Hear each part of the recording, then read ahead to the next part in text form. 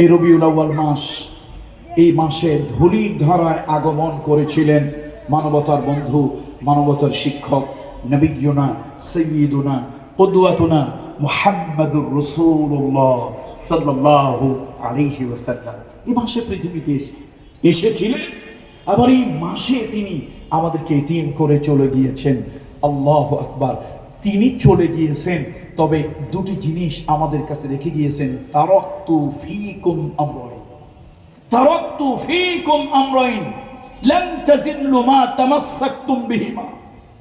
শোনো, আমি দুনিয়া ছেড়ে পর্দার আড়ালে আমার রফিকে আলা, আমার রফিকে আলা, আমি আমার মাওলার কাছে চলে যাচ্ছি, পর্দার আড়ালে হয়ে যাচ্ছি, আমি মুনতাকিল হচ্ছি, ইন্তেকাল করতেছি, পর্দার আড়ালে চলে যাচ্ছি, মাটির ভিতরে আমি কবরে ঢুকে যাচ্ছি। তোমাদের জন্য, তোমাদের কাছে আমি রেখে যাচ্ছি দুটি জিনিস, আল্লাহর কিতাব, আল্লাহর কিতাব এবং আমি নবী মুহাম্মদুর রাসূলুল্লাহর সুন্নাহ। এই দুটা যদি তোমরা দাঁত দিয়ে কামড়ায় ধরো, মানে শক্ত করে ধরে রাখো, কিয়ামত পর্যন্ত তোমরা গোমরাহ হবে না, পদভ্রষ্ট হবে না। তোমাদের ঠিকানা, তোমাদের ডেস্টিনেশন, তোমাদের গন্তব্য হবে আল্লাহর জান্নাত, আল্লাহর বেহেশত। সুতরাং অল্প কথার মধ্যে সে মুহাম্মদ রাসূলুল্লাহ সাল্লাল্লাহু আলাইহি ওয়াসাল্লামের জীবন জানার জন্য আজকের এই আয়োজন। আমরা অল্প কথায় জানাতে পারবো না, তবে রাসূলুল্লাহর জীবনের কয়েকটি বিষয় আপনাদের সামনে শুধু তুলে ধরবো। তিনি কেমন পয়গম্বর ছিলেন, কেমন মানুষ ছিলেন, কেমন মানুষ ছিলেন। নবী হিসেবে তো তাকে আমরা জানি, কিন্তু তিনি মানুষের সুরত ধরে পৃথিবীতে এসেছেন। ইন্নামা আনা বাশারুম মিসলুকুম ইউহা ইলাইয়া। আল্লাহর নবী বাহ্যিক অবয়বে আমাদের মতো মানুষ ছিলেন, আমরা হইলাম সাধারণ মানুষ। রাসূলুল্লাহ ছিলেন অসাধারণ মানুষ, আমরা হইলাম গুনাহ এবং নেকিতে গড়া মানুষ। আল্লাহর নবী হলেন গুনাহ মুক্ত মাসুম মানুষ। আল্লাহু আকবার। আমাদের গুনাহ আছে, কিন্তু রাসূলুল্লাহ মাসুম। আমরা আমাদের নফসের দ্বারা চালিত হই, আমাদের নফস আমাদেরকে চালায়, আর মুহাম্মদ রাসূলুল্লাহকে স্বয়ং আল্লাহ চালাতেন। আল্লাহু আকবার। এই জন্য সে মহামানবের জীবন নিয়ে দেখুন, রাসূলুল্লাহ নবী। আজকে আমি নবী নিয়ে আলোচনা করব না, তার কারণ আমাদের আলেম উলামারা রাসূলুল্লাহ নবী এ ব্যাপারে আপনাদেরকে বলেছেন। আজকে তিনি একজন মহামানব, তিনি একজন সোশ্যাল লিবুলার, একজন পলিটিক্যাল লিবুলার, তিনি একজন দুনিয়ার শ্রেষ্ঠ দার্শনিক, তিনি একজন দুনিয়ার শ্রেষ্ঠ বৈজ্ঞানিক, তিনি একজন দুনিয়ার শ্রেষ্ঠ সমরবীর, সমর কৌশলী। আমার নবীর মতো এরকম একজন মহামানুষ পৃথিবীতে আর কেউ দিতে পারবে না। এই জন্য অনুকরণ কাকে করব, কোন নেতাকে করব, কোন নেত্রীকে করব, কোন ব্যক্তিকে করব, সেটা জানতে হবে। আমার নবী বলেছেন, রাসূলুল্লাহ বলেছেন, ও আমার সাহাবারা, দিনের বেলায় তোমরা যদি আমাকে কিছু করতে দেখো, রাতের বেলায় আমাকে যদি কিছু করতে দেখো, প্রকাশ্যে যদি আমাকে কিছু করতে দেখো, গোপনে যদি আমাকে কিছু করতে দেখো, মানুষের কাছে তা খুলে খুলে বলে দাও। তার কারণ আমার গোটা জীবন হলো মানুষের জন্য অনুকরণীয়। পৃথিবীতে একজন ব্যক্তি দেখান তো, একটা ব্যক্তি আমাকে পৃথিবীতে দেখান যে লোকটা সাহস করে বুকে হিম্মত নিয়ে এরকম বলতে পারবে যে আমি রাতে দিনে সকালে সন্ধ্যায় প্রকাশ্যে গোপনে যা করি মানুষকে তোমরা বলে দাও। এরকম সাহস নিয়ে কেউ পৃথিবীতে বলতে পারবে? কারো বলার হিম্মত আছে? ওই যে বলছিলাম, অনেকেরই চরিত্র উপরে ফিটফাট, মাগার ভিতরে কি? কথা কয় না, ভিতরে কি? অনেক নেতা ভিতরের চরিত্র যদি আপনারা জানেন, বমি করবেন 5 বার, তারপরও পেটের বমি ফুরাবে না, এত খারাপ চরিত্রে।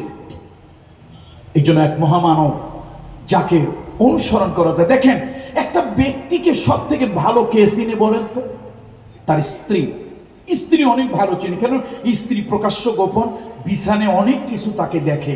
মুহাম্মদ রাসূলুল্লাহ সাল্লাল্লাহু আলাইহি ওয়াসাল্লাম তার বয়স যখন 35, এই 35 বছর বয়স, মুহাম্মদ সাল্লাল্লাহু আলাইহি ওয়াসাল্লাম একটু অন্যমনস্ক, আত্মভোলা, একটু মাঝে মাঝে তার আত্মবিস্মৃতি ঘটে, মানে সহজ বাংলা কথায় বলতে গেলে নিজে ভুলে যায়, গ্রাম্য ভাষায় বোঝানোর জন্য। তো এখন মা খাদিজা একদিন তাকে ডেকে বলল, আবুল কাসেম মুহাম্মদ, ও কাসেমের বাবা মুহাম্মদ, আচ্ছা আপনার কি হইল? আপনি যে মাঝে মাঝে তন্ময় হয়ে যান, আকাশের দিকে নিজেকে তাকিয়ে হারিয়ে ফেলেন, ব্যাপারটা কি? তার একটা ধারণা হয়েছিল যে হয়তো অল্প বয়সে আমার সাথে তার বিয়ে হয়েছে।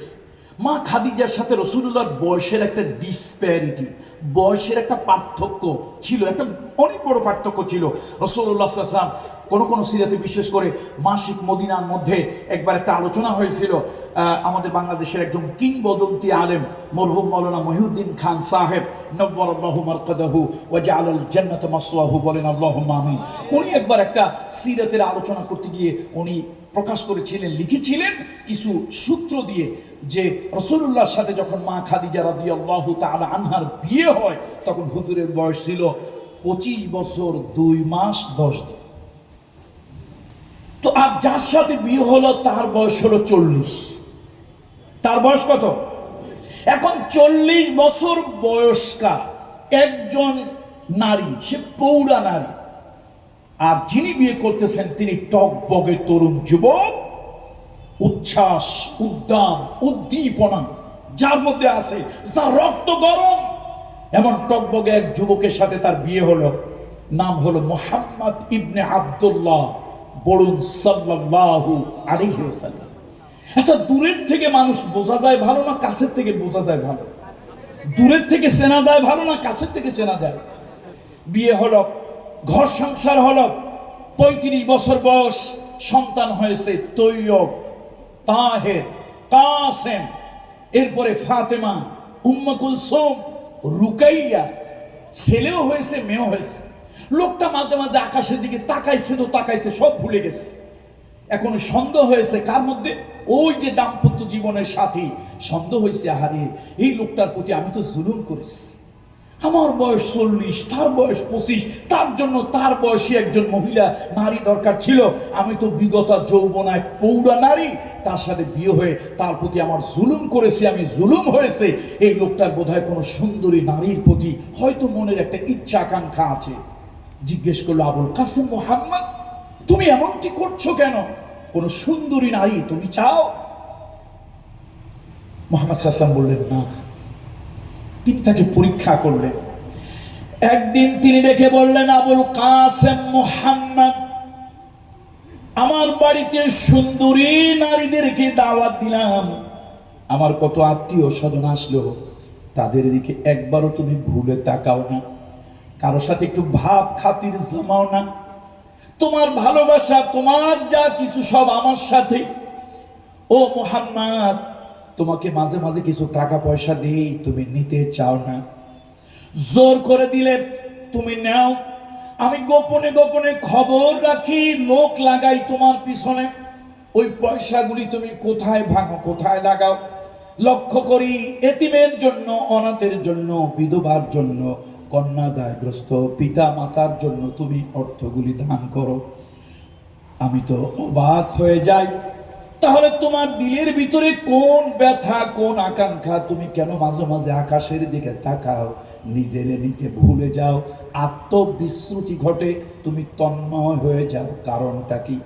তিনি বললেন, ও খাদিজা, আমার মনের মধ্যে সব অপূর্ণতা তুমি পূর্ণ করে দিয়েছো, শুধু একটা ব্যথা আমার হৃদয়ে, আমাকে কে বানালো, কেন বানালো, এই পৃথিবীতে আমি কেন এলাম, কোন দায়িত্ব তিনি আমাকে দিলেন, তার চিন্তায় আমার হৃদয়টা খা খা করে, তার চিন্তায় আমার দিলটা কেমন যেন লাগে, আনচান করে।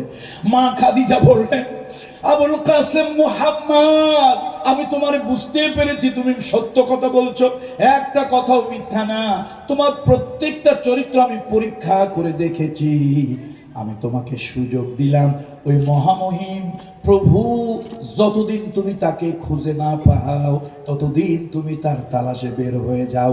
আমি তোমার সাথে ওয়াদা করছি, ও আবুল কাসেম মুহাম্মদ, তোমার ছেলে মেয়ে, তোমার সংসার, সব কিছু আমি খাদিজা আমার কাঁধে তুলে নিলাম, সব দায়িত্ব আমি নিলাম।